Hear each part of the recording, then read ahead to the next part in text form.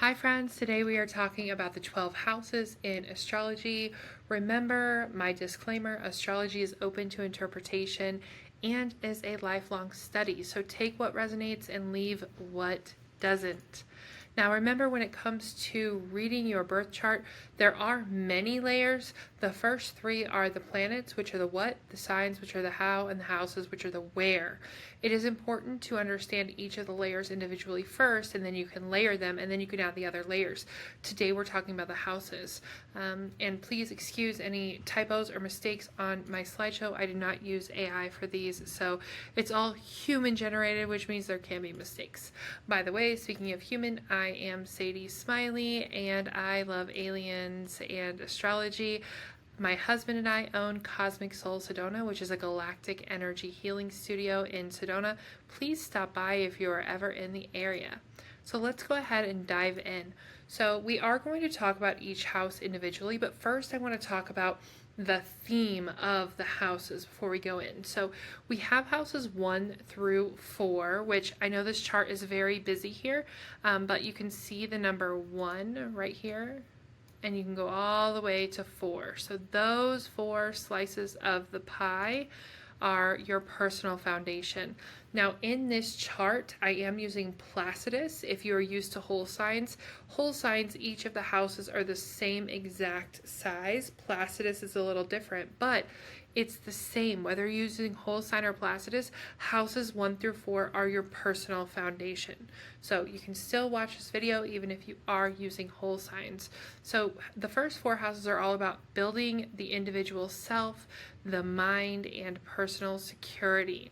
So the first house is the house I am. This is your ascendant or rising sign, your physical body, your vitality, your instinctual responses, the primary lens by which you look at life, self-projection, beginnings, identity, how others perceive you. So that mask that you wear, that first impression that everybody gets, your soul's expression in this lifetime.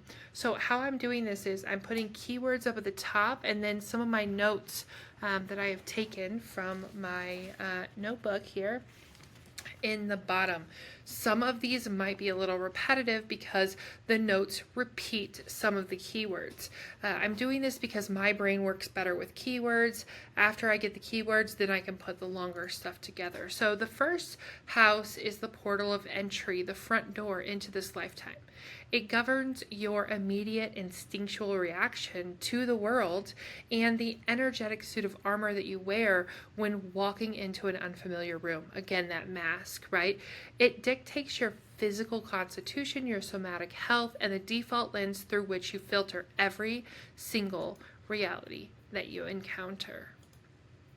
The second house, I value. This is the money house. Anytime somebody wants to know how, anything really about their money, I look at the second house, and a lot of people come to me for wealth mapping through astrology, and we look at the second house, the 6th house, the 10th house, sometimes a couple of others, but the second house is really big. So it's your personal assets. It's also your self-worth and your values. So not just money. But it's your material security, your innate talents, your survival needs, your capacity to generate abundance in alignment with your self-worth. That's huge. That's the whole reason I am into astrology, is to help others figure out how they are going to generate abundance in alignment with their self-worth. This also focuses on your relationship with both material value and inner worth. Beyond bank accounts and possessions, this second house governs your deep-seated relationship with security and self-valuation. It reveals what you feel worthy of holding on to, how you handle physical things, and how your baseline self-esteem directly translates into your ability to build financial and physical stability. The third house, I think, learning styles, siblings, immediate environment, perception, processing systems, early education, short trips and local travel, speaking and writing, and communication. These are the mechanics of your daily mind and immediate reality. So the third house is what governs how you gather, process, and articulate information on a day-to-day level. It also covers your immediate surroundings, so your siblings, your neighbors, your local travel, the psychological web formed by your earliest educational environments. The fourth house is I nurture. So your home, your family, your physical roots, your psychological roots, your private self, ancestral lineage, your inner sanctuary, emotional foundation, childhood conditioning, family dynamics, and your private inner world. Keep that in mind because we are going to talk about the polarities of the houses later. The fourth house is the energetic womb of the chart. It is the archetype of the mother, your grounding point. It is located at the bottom of your chart. Whenever you look at your chart, you'll see an IC. That's Imam Coeli. The fourth house is your emotional bedrock and psychological DNA. So it dictates your private life, who you are when the door is closed and no one is looking. It holds ancestral memories, family patterns, childhood conditioning, and your core sense of emotional safety. Now, moving on to houses 5 through 8, so right here, all the way through here. This is the relational interplay, so stepping out to interact, create, and merge with other individuals. The fifth house, I create. This is the house of joy and fun, pure creation, inner child, play, romance, authentic expression, fertility, sovereignty, creative expression, and I said romance twice, apparently. Romance. Super important. The fifth house is spontaneous expression of the divine spark within you. It governs everything born purely from your heart. So artistic creations, romance, children, play, and calculated risks. It reveals how you experience joy, radiate uninhibited confidence, and connect with your inner child. It also reveals how you radiate your essence and share your heart. And it is connected to fertility, like I said in the keywords, and what brings you pleasure. The sixth house is I serve. It is the house of daily routines, literally what you're doing in your day-to-day, your routines, your rituals. Physical wellness, this is a big focus in medical astrology. While all houses are looked at, I've had a few medical astrology readings, and the sixth house is definitely focused on a lot. This is also your work environment, your pets, your sacred service, your somatic health, devotions, physical labor, skill refinement, systems maintenance. So skill refinement, what you're doing in the day-to-day in your work, right? That's why when we do the money readings and the astrological wealth mapping, we're looking at the 2nd, 6th, and 10th. This is where spirit manifests into your daily practical reality. So the 6th house is governing your daily operating system, your routines, your work habits, your bodily health, and devotion to service. So it's really about that unglamorous stuff, the repeated actions that keep your mind and physical temple functioning, as well as the mastery of your craft. It shows where your soul refines its tools, purifies habits, and offers contribution through humble mastery. The 7th house, I connect. So this is about your one-on-one relationships, sacred mirrors, shadow projection, contracts, and partnerships. Now these partnerships can be clients, business partners, marriage. These are the one-on-one bonds that you're forming with people. Now, position directly opposite the 1st house of self, which we'll talk about in a minute too. The 7th house governs how you discover yourself through the mirror of another person. So it rules your committed romantic relationships, your business partners, your contracts, and your open enemies.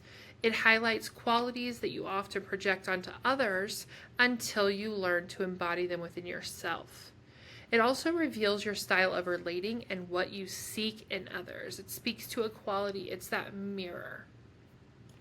The 8th house, I receive. This is called the other people's money house. So the 8th house is very complex. It governs the psychological intimacy, also shared assets, transformation, boundary, disillusion, taboos, death and rebirth, sexuality, your partner's resources, inheritance, psychic depth, and shadow work. There's a lot going on there, right? And it's very, very deep.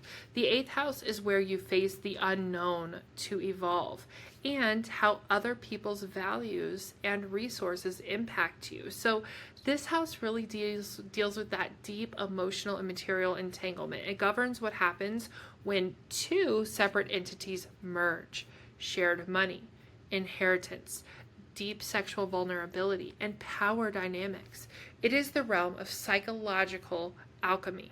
It governs seasons of crisis, shedding old ego structures, and deep transformation. Next, we have houses 9 through 12. This is the universal integration. So you're connecting with society, higher philosophy, and the infinite cosmos. House 9, I expand. So this is long distance travel, worldview, higher philosophy, belief systems, long distance journeys, which I already said long distance travel. I told y'all a human wrote this. I literally was taking from all my notes.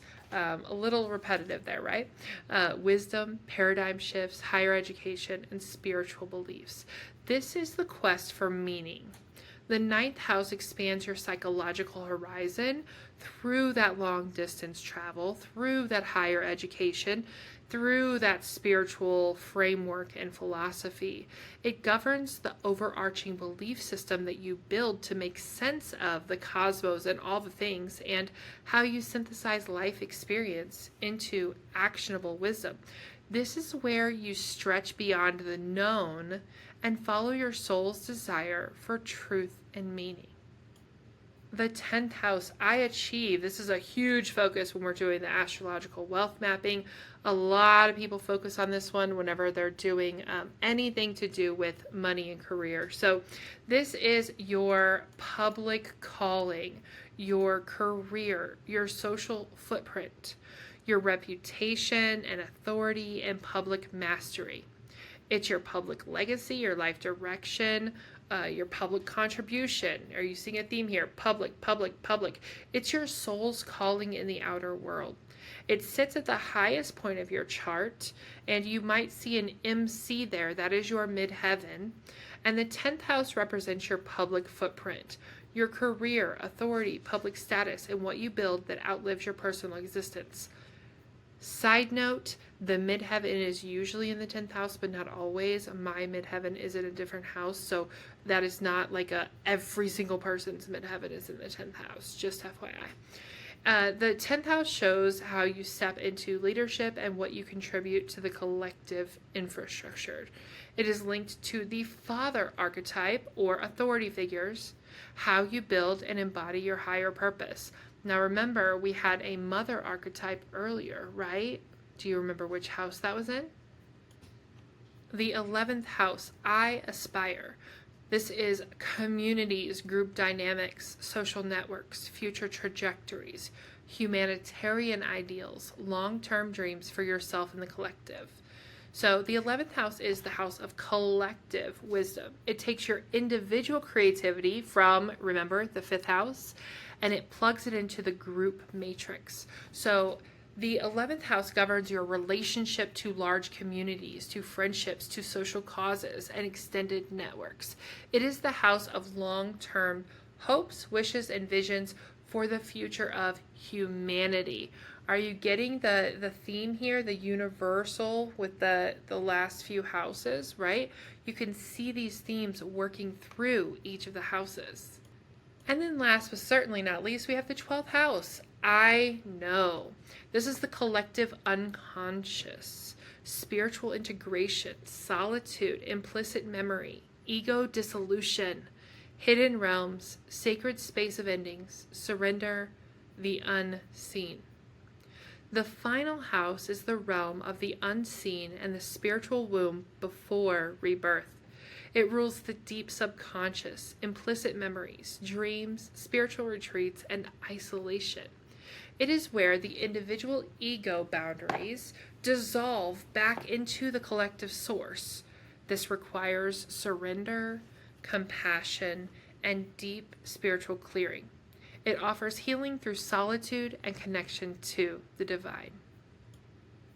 One more thing I wanted to talk about in regards to the houses, besides the keywords and the notes, are the axes, the polarity system.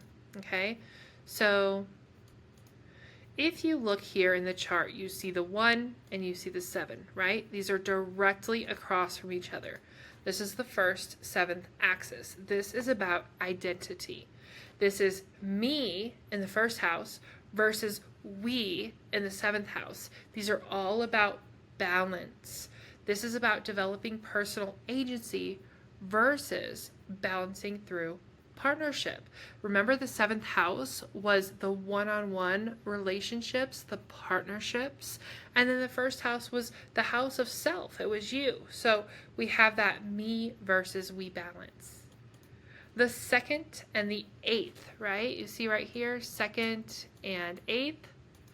That is the 2nd. Remember, that was like the house of money and you earning the money, my assets, versus, remember, the 8th house, other people's money.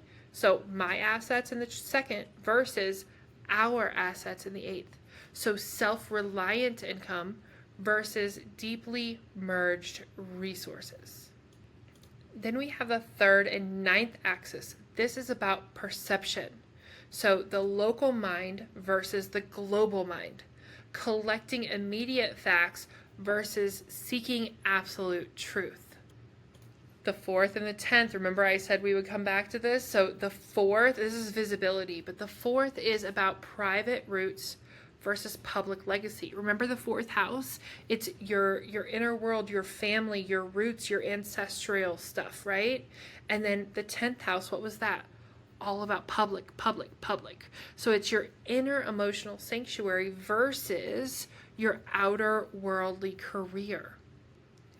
The 5th and 11th axis are about expression. So 5th house, remember the fun and the joy and the creativity, versus 11th house, the community, the groups, right? So personal joy versus group vision. Individual heart expression versus collective goals. And the 6th and 12th axis is about surrender. So 6th, remember, it was your physical wellness and also your day-to-day. And then the 12th is all about the spirituality, right? So physical order versus spiritual release. Managing the material body versus surrendering the ego mind. So tell me which axis in your chart feels like your biggest focus right now. Drop your first house sign in the comments if you know it as well. I'm going to be doing a video about the signs through all of the houses. Still not sure how I'm going to set that up because there's so much, but I would love to know what your sign is.